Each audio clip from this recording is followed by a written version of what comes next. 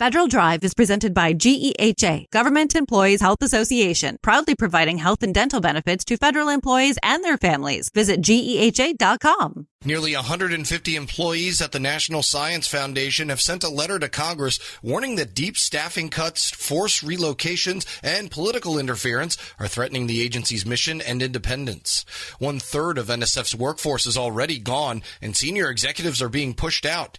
Dr. Jesus Soriano, who leads the agency's employee union, says the changes could do lasting damage to American science. Let's first start with the letter. 149 National Science Foundation employees signed it, many anonymously. What's happening that motivated them to write this letter right now? Since the 1950s, NSF has been a jewel of the government, investing in critical areas of science, ensuring that discovery becomes products and services that have given the United States technological and economic leadership. We cannot say anymore NSF is the jewel of the government. We should start saying NSF was the jewel of the government.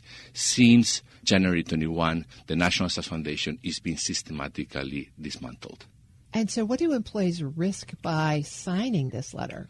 In this environment where the administration has openly stated that they want federal employees to be traumatized, and after all the steps they've taken to push employees out of the door, either voluntarily through forks and DRPs or involuntarily through reefs and other means, the morale is down the drain.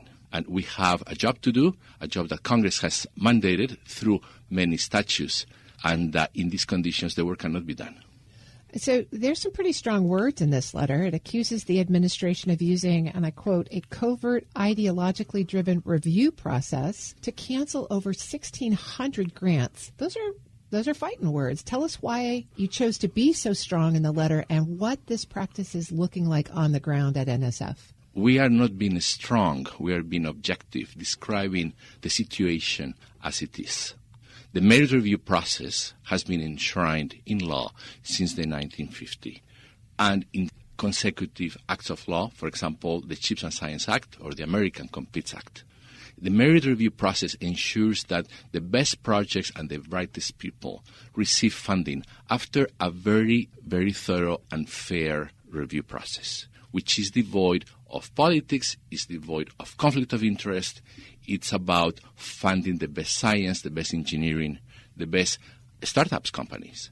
So when you disturb that process, and also our ability to oversee the grants that have been given so the federal dollars are not wasted, when you overlay that process with, okay, your proposal has the word woman, your proposal has the word Latino, black, or the word weather, that proposal has to be flagged. And it may be returned without review, or it has to be mitigated because it has a problem.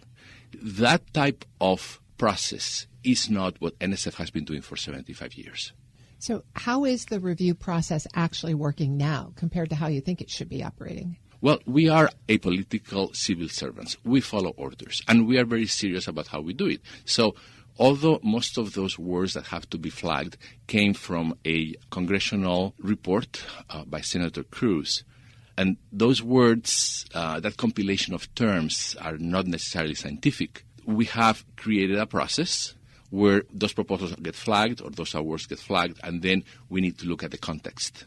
For example, if a proposal has the word woman, is this proposal just about women, or it just says that maybe there's a female professional, or what is the context? Basically, what the administration is trying to do at NSF is, if there in any way a group is given a favor because of their protected class or characteristics, and at the same time another group is being, quote, quote, discriminated, then that project cannot flag. But this is a reversal of the classic reading of discrimination laws. Is this reshaping the kind of science that NSF can support? Are there particular topics? You use some words there, but are there research topics that are being more impacted than others?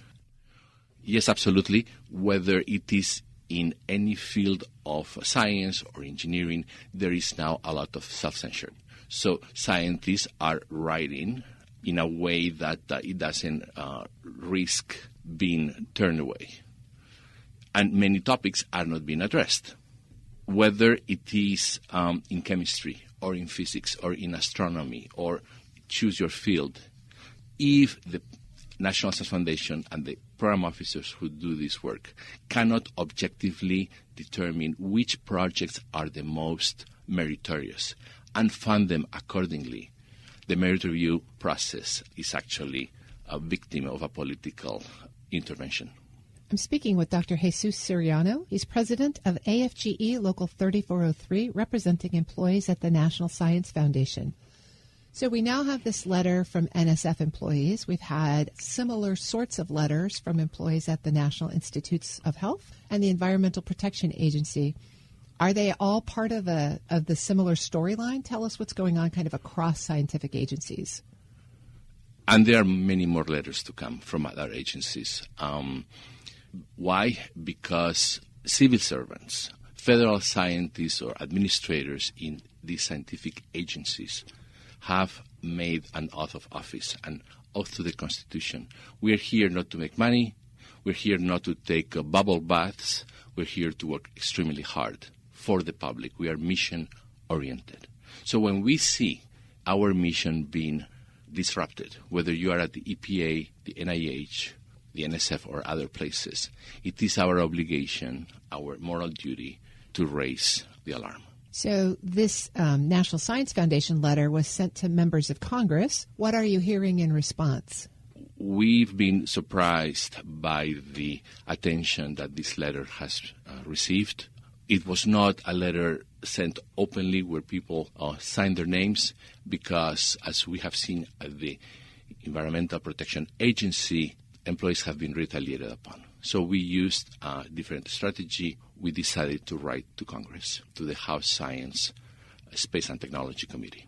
You approached it as a whistleblower complaint. Tell us about how that informed your strategy. Well, our objective was to tell the American public what's happening at the National Science Foundation, why this jewel of the government is being dismantled, why it should concern them, because this agency, like many others, is there to serve them. However, when the union evaluated the risks, we determined that allowing the employees to just put their names out there, although it's commendable and valiant, it was a risk we didn't want to take for them. So we use a process to collect the signatures, document things, and then employees were either decided to be anonymous or we redacted the names, leaving only the union president's name there.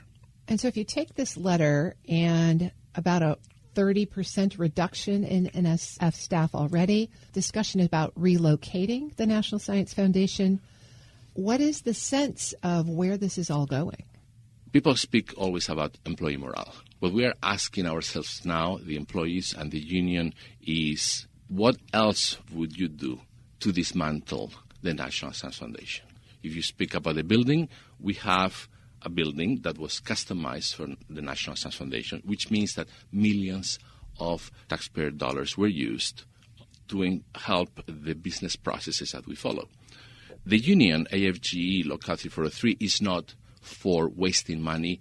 We are not for empty buildings. We welcome anybody. We would love all the buildings in the federal government to be used at 100% capacity. However, when somebody comes and says, hey, we are kicking you out of here, go somewhere else, there has been no planning, there has been no appropriation of funds, etc. Oh, by the way, you're getting out of here, but we don't know where. It is not that we want to keep that building at any cost. It's that we use the customizations in that building to do our work. And even if the building didn't require any customization, you cannot just disturb people who have been pushed to come from faraway places. They were hired remote during the pandemic. Then they were forced to come here or lose their jobs. And then we're going to go somewhere. And the somewhere, we don't know where that is. So what do you think will happen next? You've sent the letter to Congress. It's getting press, major concerns clear. Are you expecting oversight hearings, other sorts of congressional action maybe on the behalf of the workforce at NSF? It is up to Congress to decide what they will do under their own authority. But we also wanted to inform the public. Our union is just not about the workers. Our union is also about the mission of the National Science Foundation and about the communities we serve, whether you are a student, an entrepreneur, a professor, a scientist. These are the people we serve. So we fight for employees as we fight for the mission of our agency in the same way. And we hope that through this communication, people will advocate, call their congressmen. People should keep their elected leaders accountable. I've been speaking with Dr. Jesus Soriano. He's president of AFGE Local 3403, representing employees of the National Science Foundation. Thank you so much for sharing this story with us today. Thank you. My pleasure. We'll post this interview at federalnewsnetwork.com/Federal Drive. Subscribe to the Federal Drive wherever you get your podcasts. Jesus Soriano is president, AFGE Local 3403, representing employees of the National Science Foundation, speaking there with Federal Drive host Terry Gerton.